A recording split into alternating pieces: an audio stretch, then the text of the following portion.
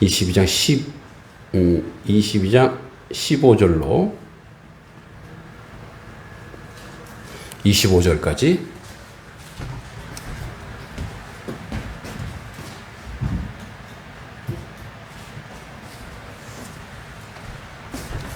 자, 이사야 22장 15절로 25절까지 교독하겠습니다. 주 만군의 여호와께서 이르시되 너는 가서 그 국고를 맡고 왕궁 맡은 자 셈나를 보고 이르기를 네가 여기와 무슨 관계가 있느냐? 여기에 누가 있기에 여기서 너를 위하여 묘시를 받느냐?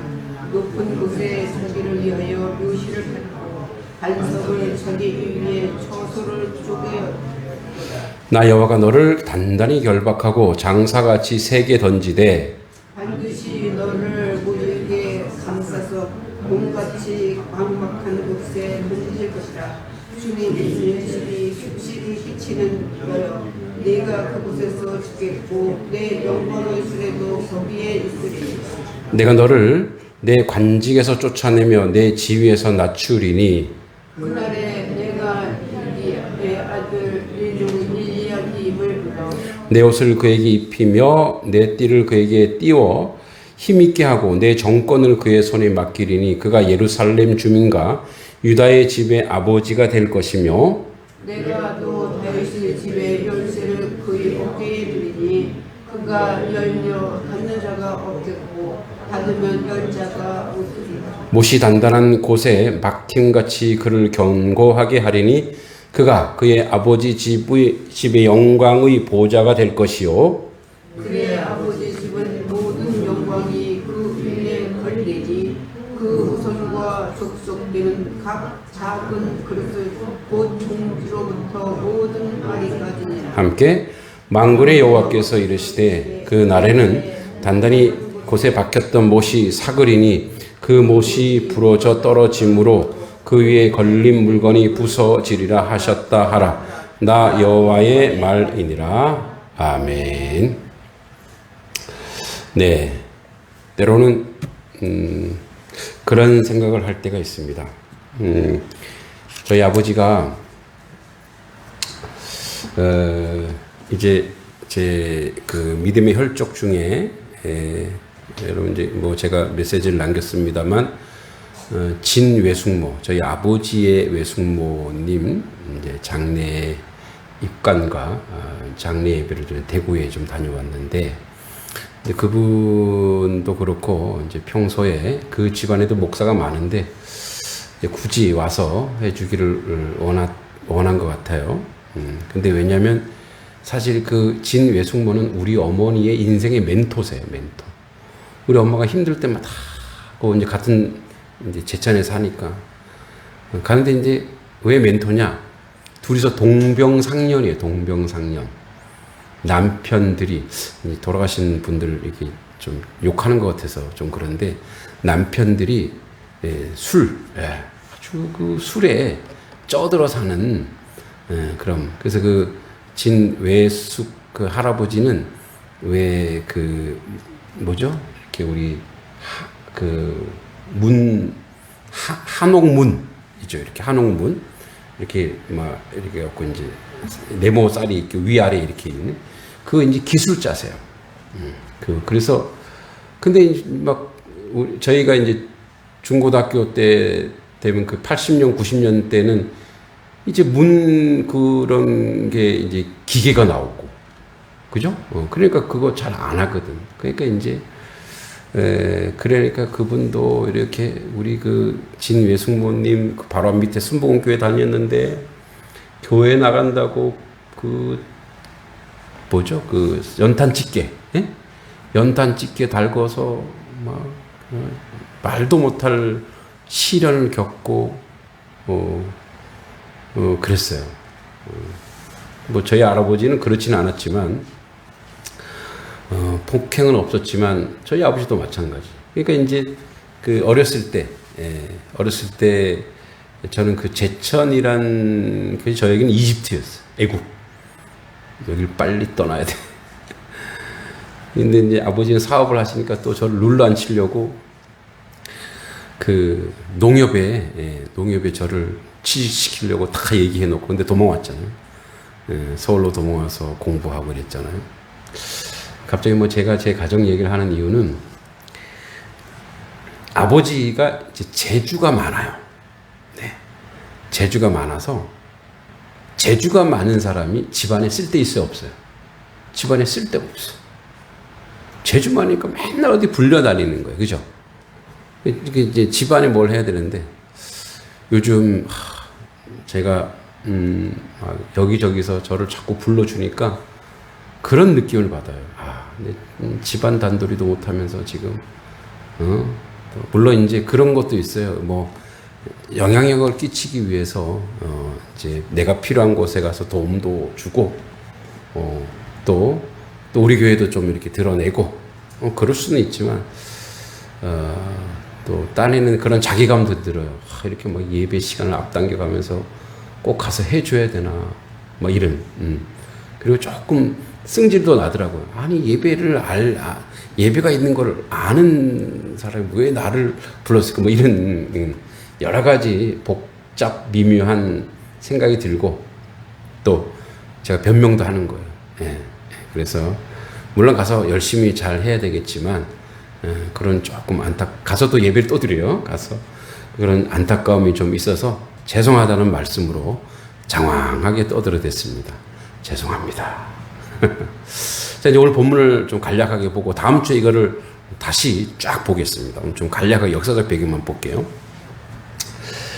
이제 여기 셈나랑 누가 나오냐면 이제 엘리야김이 나와요. 그죠? 그래서 15절에 만군의 여호와께서 이르시되 너는 가서 국고를 맡고 왕궁 맡은 자 셈나를 보고 그에게 선언하라는 거예요.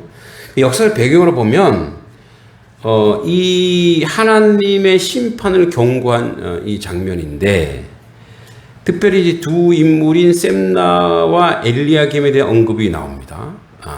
자, 이 본문을 제대로 이해하기 위해서는 당시 유다 왕국의 정치적 상황과 관련된 역사적 배경을 볼 필요가 있는데 첫 번째 히스기야 왕과 아시리아 제국이 나옵니다. 여기 이사야가 이때는 지금 이제 이사야가 활동하던 시기에 그러니까 이사야가 활동하시는 이제 아수르가 쳐들어온단 말이에요.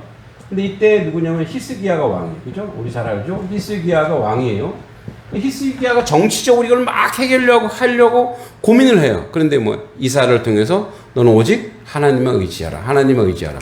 이런 이제 배경 속에 있는 거예요. 그래서 이제 왕과 백성을 오직 하나님만 백성과 왕들은 하나님만 신뢰할 것을 예언하죠. 그래서 당시 히스기야 왕은 신하들이 아시리아 침략을 막기 위해서 외교적 해결책을 막 모색했지만 그래서 애국과 동맹을 해야 되나 뭐 여러 가지 고민을 하게 되죠. 그러니까 이사야는 하나님을 의지하라고 경고합니다. 그리고 이제 이 왕궁의 이 히스기야 아래에 셈나라고 하는 셈나의 뜻은 힘입니다. 힘 능력이에요. 이 셈나라고 하는 뭐랄까요? 실권자가 있었어요. 그러니까 모든 재정을 다 맡고 있어요. 우리로 치면 뭐 기획재정부 장관 정도 되는 거예요. 그러니까 돈을 다 잡고 있는 거예요. 그러니까 이 셈나라고 하는 유다 왕실에서 높은 지위를 가진 관리고 정확한 직위는 국고를 맡은 자, 재무관 또는 국내 대신으로 추정되는데 셈나는 왕의 최측근에서 왕실 재정을 관리하는 아주 중요한 역할을 담당하고 있었습니다. 그런데 이게 참 견제가 없으면 이게 큰일 나요. 그러니까 보세요. 그러니까 이 셈나가 힘과 능력이 있는데 재정물. 근데 이 셈나를 이렇게 견제하는 세력. 견제하는 세력이 없으면 무소불위가 되는 거예요. 그죠? 우리나라에 이제 최근에 이제 검사에 대해서 뭐 비리도 많고 비판도 많은데 왜 그러냐? 검사를 견제할 수 있는 그 시스템이 사실 잘 안 갖춰져 있어요. 물론 뭐 특별 검사도 있고 국회도 있는데, 근데 우리나라의 그런 그러니까 예를 공소라 그래요. 공소. 어떤 재판에 가려면 그 소를 쓰는데 그 검사밖에 못 써요. 그 검사가 이거 내가 안 쓰고 싶으면 안 쓰면 그게 재판에 가요, 못 가요? 못 가는 거예요. 경찰이 아무리 수사를 해도 그거 가지고 검사가 뭐예요? 공소장을 써야 돼요. 그래서 항상 검사한테 가게 돼요. 근데 이게 사실 일제시대 잔재거든요. 일제시대에 왜 여러분 우리 일본 순사들도 있지만 우리가 지금 친일파들 우리 한국 순사들도 있잖아요. 근데 일본 순사들이 이제 공부를 좀 했으니까 이 신고서 소장을 쓴단 말이에요. 그러니까 한국 순사들은 무식하다. 너희들은 그냥 수사만 해갖고 와. 우리가 이거 쓸게. 요거로 그대로 따라간 거예요. 이렇게. 그래서 우리나라 경찰에게는 수사권밖에 없고 공소권이 없고. 예. 근데 검사는 수사권도 있고 공소권도 다 있어요. 그러니까 뭐예요? 우리나라 치면 검사가 자기 마음대로 하는 거예요. 자기 할 수 있는 거 다 하는 거예요. 그러니까 이제 이런 비리가 생기는데 이 셈나도 마찬가지. 아마 이게 왕이 히스기야가 뭐 정무를 보느라 몰랐는지 그러니까 자기 마음대로 하는 거예요. 그래서 권력을 남용해서 하나님을 신뢰하지도 않고 자기 영광을 추구하는 거예요. 근데 이걸 누구한테 걸리느냐? 누구는 보고 있어요? 아무리 자기 몰래 혼자 뭘 해먹는다 해도 누구는 보고 있는 거예요? 하나님은 보고 있는 거예요. 그러니까 뭐야? 이사야에 가서 얘기해. 셈나에게 얘기해. 근데 왜 하나님이 특히 셈나를 이렇게 견제하느냐? 여러분, 이 친구는 계속 권력을 유지하려면 어떻게 해야 돼요?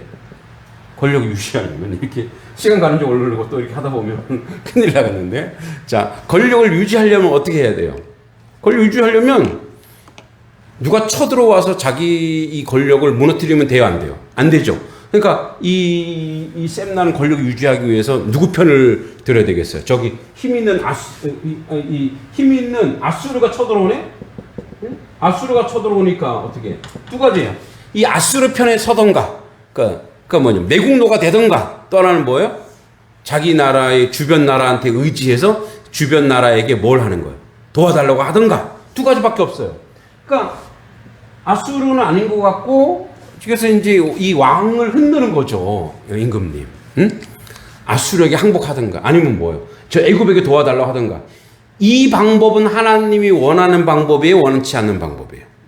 원치 않는 방법. 그리고 얘는 셈나는 자기가 불의하고 부정한데 하나님께 기도할 수 있어요, 없어요? 여러분, 불의하고 부정한 사람 기도가 안 나와. 왜? 자기가 죄인인 거를 알고 하나님이 있다면 자기를 어떻게 해요? 자기를 징계할 거 아니에요. 무섭잖아요. 그러니까 뭐 기도하지 않는 인생이란 말이에요. 하나님을 인정하지 않는 인생이란 말이에요. 그래서 어떻게 해요? 이사야가 해야 되는 건 뭐냐면, 얘가 비리를 저질렀는데 얘가 나쁜 놈인 애가 아니라 얘가 히스기야 왕을 하나님께로 나아가는 걸 방해하네. 그래서 제거하는 거예요. 그러니까 뭐냐, 하나님께 나아가는 것을 방해물, 그죠? 방해물이에요, 방해. 네. 우리는 하나님께 나아가는데 방해하는 게 뭐죠? 하나님께 기도하는데 방해하는 게 뭘까요? 하나님의 말씀에 순종하는데 방해하는 게 뭘까요? 여러분, 그래서 이 셈나를 찾아내야 돼요. 셈나. 네. 이 셈나를 찾아내야 돼요. 네. 근데 하나님은 알아요. 여러분, 그래서 하나님이 아셔서, 하나님이 아시기 때문에 이미 하나님께서 여러분에게 하나님께 말씀한 게 있을 거예요. 여러분도 잘 알아요. 때로는 그게 게으름일 수도 있고, 그죠? 나태와 게으름일 수도 있고, 때로는 내가 다른 우상을 섬길 수도 있어요. 돈을 섬길 수도 있고, 자녀를 섬길 수도 있고, 그죠? 그러니까 여러 가지의 이런 셈나가 되는 것들이 있단 말이에요. 근데 오늘 말씀처럼 하나님이 우리에게 셈나처럼 오는 것에 대해서 하나님은 용납하지 않아요.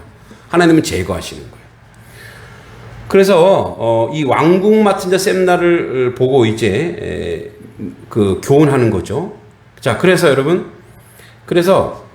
내가 여기에 무슨 관계가 있느냐, 여기에 누가 있기에 여기서 너희를 왜 묘시를 파냐. 바로 뭐예요? 네가 불의와 비리를 저지른 이곳이 바로, 이 왕궁이 바로 뭐예요? 왕궁이 셈나에게 뭐예요? 너에게 이게 무덤이 될 것이다. 너가 불의하고 하나님을 찾지 않은 그것이 너의 무덤이 될 것이다. 너 왜 지금 네 묘를 파고 있는 거야. 높은 곳에 자기를 위하여 묘실을 팠고 반석에 자기를 위하여 처소를 쪼아야 돼. 그러니까 너가 그곳에서 누리는 그곳이 너의 무덤이 될 것이야 이런 거죠. 여러분 우리가 우상 숭배하는 거기가 우리의 무덤이 돼요. 어떤 사람은 돈을 좋아하면 뭐야? 나중에 돈 때문에 무너지고 돈 때문에 망하는 거예요. 명예와 권력을 좋아하면 그것 때문에 망하는 거예요. 그죠? 그러니까 오늘날의 가장 큰 거는 제가 봤을 때 이제 학생들 많이 가르치다 보니까 모든 부모님들이 자녀가 우상이 돼요. 그래서 실제적으로 주일이 되면 아이들이 학원으로 가요. 그러니까 예배가 먼저가 아니라 학원 가서 아이들이 학원으로 보내는 거예요. 부모들이 그렇게 보내요. 그러니까 애들은 알죠. 아, 우리 엄마 아빠는 하나님보다도 공부, 하나님보다도 이렇게 그게 우상인 걸 알아요. 그럼 나중에 그 자녀에게 복수당합니다. 아닌 것 같죠? 반드시 하나님은 그 자녀로 복수라 참 그 자녀로 눈물 흘리게 돼 있어요. 하나님 앞에서 바르게 키우지 않으면 그 자녀로 인해서 부모가 통곡하게 돼 있어요. 그죠? 그러니까 지금이라도 정말 자녀를 위해서 기도하고 우리 손자 손녀들을 위해서 기도해야 될 줄 믿습니다. 예, 그들이 정말 주님 앞에 바로 서지 않으면 왜냐하면 같이 무덤을 파는 거예요. 동일하게 같이 무덤을 파는 거예요. 저는 그러한 것들을 학부모들과 이렇게 하면서 상당히 많이 보게 됩니다. 공부 이렇게 해서 그 아이가 스트레스를 받아갖고 그죠? 최근 뉴스에도 나왔죠. 이 아이가 엄마를 죽였어요. 엄마를. 네. 그 얼마나 사랑하는 사이예요. 세상에서 가장 사랑하는 사이였잖아요. 근데 그걸 욕심 때문에 뭐로 바꿨어요? 예, 원수가 돼버린 거예요. 죽어가는 엄마도 얼마나 고통스러웠고, 그 아들이, 물론 그 아들에게도 사연이 있어요. 너무너무 가혹하고, 너무너무 비교하고, 너무너무, 엄마가 자기를 사랑하는 것이 아니라 공부를 사랑하는 것처럼 느껴지니까, 결국 뭐예요? 보복당하는 거예요. 복수당하는 거예요. 그죠? 그러니까 여러분 우리가 우리의 삶 속에서 이 방해물 우상 숭배 그래서 그 우상 속으로 우리는 들어갈 수밖에 없어요. 그래서 하나님은 그러면 그 셈나의 자리에 그냥 내비두냐 아닙니다. 또 다른 사람을 하나님 항상 준비하고 예비합니다. 그래서 이제 간단히 오늘 봅니다. 22절에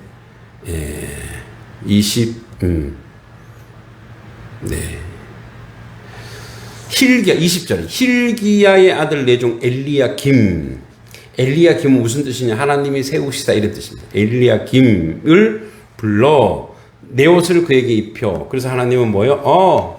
뭐죠? 하나님 촛대를 옮겨서 반드시 또 다른